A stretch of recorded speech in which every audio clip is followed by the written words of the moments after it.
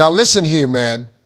Every big thing you ever seen started small. I don't care if it's $1 billion company, a movement, or a dream. It all begins as a spark. And Islam? Who? That right there was one spark that turned into a wildfire across the whole world. But let me tell you how it started, right in the middle of a hot desert town called Mecca. Now, Mecca wasn't no city of lights, no skyscrapers, no fancy lifestyle. It was sand, heat, and hustle. But it had one thing that made it special, the Kaaba. Folks from all over Arabia came there to worship idols. The place was spiritual, but people were lost. And in that mix came a man named Muhammad sallallahu alaihi wasallam, with a message that flipped the whole system upside down. He said, there's only one God, and he deserves your worship. Man, that didn't go down easy. You know how people get when you start telling them truth that messes with their comfort. They don't clap, they fight, they mocked him, they threw dirt at him, they called him crazy. But here's the lesson. When you're chosen for something great, don't expect applause, expect resistance. The prophet stayed patient. He didn't quit. He kept spreading the word with love, truth, and courage. And that's how Islam was born, from one man's faith and a whole lot of determination. Now I gotta be real with you. The early Muslims, man, they went through some serious fire. Families turned against them. Businesses cut them off. Some were beaten just for believing in one God. You ever wanted something so bad that you were willing to lose everything to keep it? That's what they lived through. But see, that's where we misunderstand patience. Patience ain't just sitting around waiting for life to change. Nah, patience means standing tall while life is punching you in the gut and still saying, I trust God. That's what those early believers did. And let me tell you, Islam didn't spread cause of numbers. It spread cause of conviction. You can have a crowd of 1,000 people with weak hearts, and they still won't move mountains.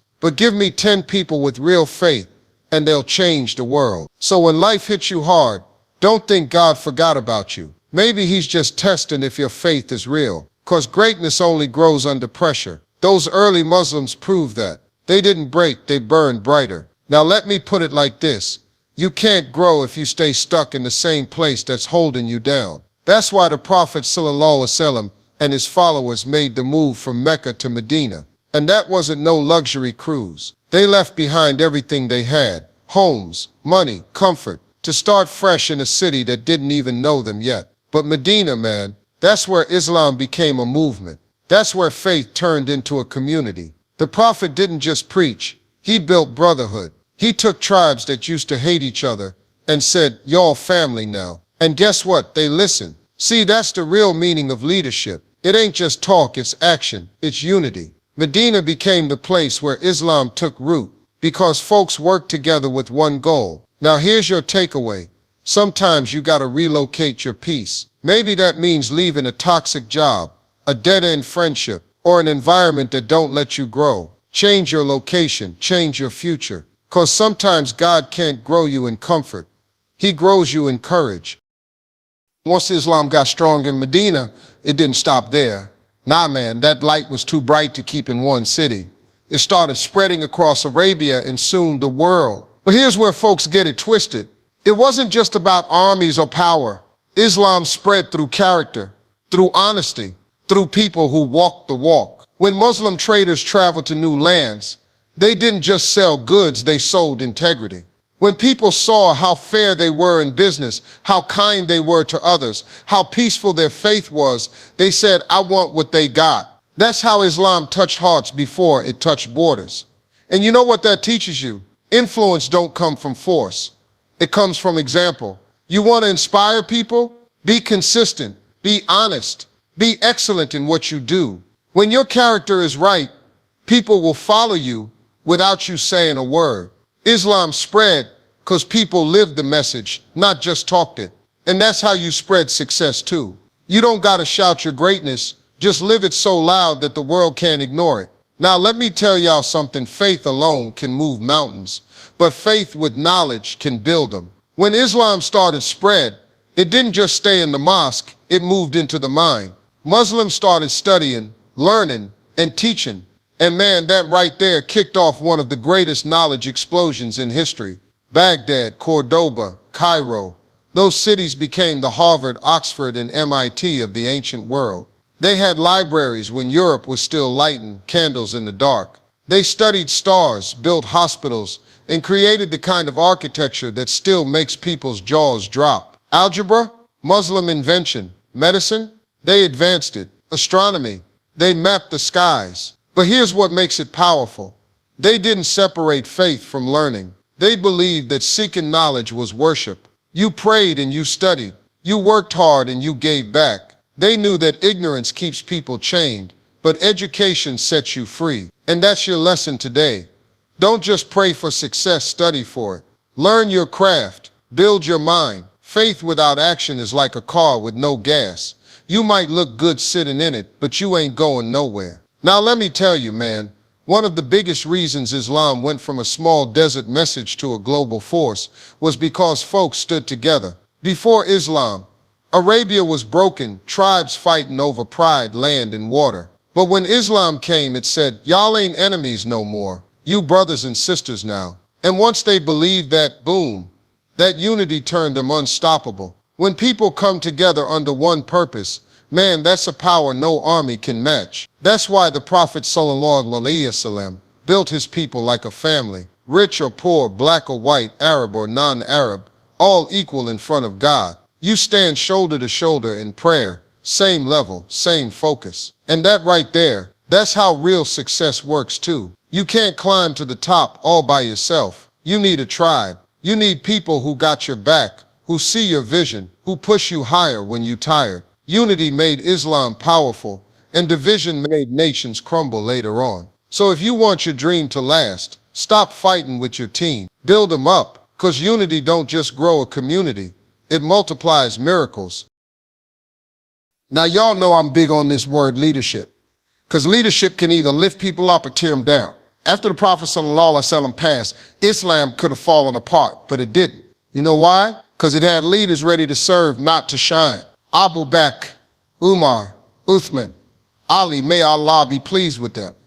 These brothers didn't rule from thrones, they ruled from their hearts. Let me tell you about Umar ibn al-Khattab. This man used to walk through the streets at night, checking if anybody was hungry. Imagine that, a leader sneaking through the alleys, making sure the poor got food. Now that's leadership. Not someone barking orders, but someone caring for his people. See, real leadership ain't about titles. It's about responsibility. It's about serving before you shine. You lead by example, not ego. You want your team, your kids, or your business to follow you. Be the kind of leader they want to follow, not the one they have to. That's what those early leaders did, and Islam kept spreading because of that spirit. So wherever you lead, homework or your own heart, lead like Umar did, humble, fair, and always looking out for others. Now here's where the story starts stretch. From Arabia to Persia, Egypt, North Africa, and even Spain. But let me set this straight.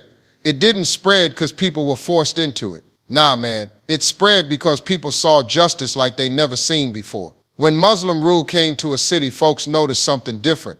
Fair taxes, honesty, education, and respect for all faiths. Christians, Jews, and other communities were treated with dignity. They could worship, work, and live in peace. You see, people open their hearts when you treat them right. That's what made Islam attractive. It wasn't just a religion, it was a lifestyle built on fairness. And that's your life lesson right there. You don't win hearts with power, you win them with character. Whether it's business, family, or friendship.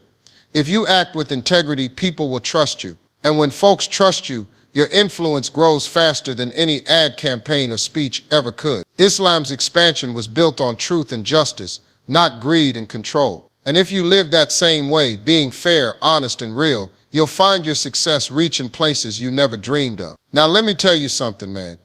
Islam didn't just spread through words, it spread through trust. Before social media, before TV, before marketing, Muslims were out there trading, sailing ships, crossing deserts, selling goods. But the real product they sold wasn't silk or spice. It was honesty. You see, folks would trade with Muslims once and never look back, because they knew one thing: these people don't cheat. If they said your shipment coming next week, it came. If they said it cost 10 dinars, they didn't flip it on you for 12 later. They lived by their word. That's how Islam reached places like Africa, India, and Southeast Asia, through character, not conquest. People saw these traders praying on time, refusing to lie, dealing fair, and they said, man, I want what they got. And that's your lesson today. Your reputation is your brand. You can lose money and make it back. You can lose friends and find new ones. But if you lose trust, you just lost your foundation. So whatever you do, business, family, dreams, keep your word solid. Because truth don't need marketing. It markets you. Now this part right here, man, this where it gets legendary. Once Islam got rooted, knowledge bloomed like spring after a long winter. The world stepped into what historians call the golden age of Islam. And let me tell you, it wasn't just golden, it was glowing. Scholars, scientists, architects, they were cooking ideas like a five-star chef. People like Ibn Sina, Al-Khwarizmi, Al-Haytham, they didn't just study what existed, they invented what didn't. Hospitals, universities, libraries, whole systems of thought came alive. And they did it all in the name of Allah. See, in Islam, learning wasn't separate from faith. It was faith in action. They believed that every equation, every discovery, every cure was just another way of understanding God's design. That's a message we need today. You can be spiritual and smart. You can pray and produce. You can say Alhamdulillah and still hustle hard. Because faith ain't meant to keep you sitting. It's meant to keep you rising. So whatever your dream is, don't let fear make you small. Get up, study, learn, fail, try again. Because that's how empires of greatness are built. But let me tell you something, baby. Every rise gets tested. Ain't no success story without struggle. And the Muslim world was no exception. Civil wars, invasions, division, it all came. From the Mongols to colonization, they got hit hard. But here's the thing. Faith don't die easy. You can burn the books, tear down the walls, but you can't erase belief. The Quran stayed in hearts. The mosques still echoed with prayer. Even when the world turned cold, the flame stayed lit. And that's how life works too. You're gonna have seasons where everything falls apart. But if your foundation's built on faith and purpose, baby, you're gonna rebuild. Maybe slower, maybe scarred, but stronger. See, sometimes God lets you lose something so you can find your real strength. You think you're breaking, but you're just being rebuilt. And that's what kept the Muslim spirit alive. They lost kingdoms, but never lost hope. And hope, oh man, that's stronger than any empire. Now, as we close this story, let me bring it home. You look around today, Muslims everywhere. From Mecca to Malaysia, Morocco to Manhattan. Different languages, cultures, and colors, but one heartbeat, one faith. Islam's story ain't just history, it's a mirror. It shows us what happens when people live with purpose, unity, and justice. And it also warns us what happens when we forget it.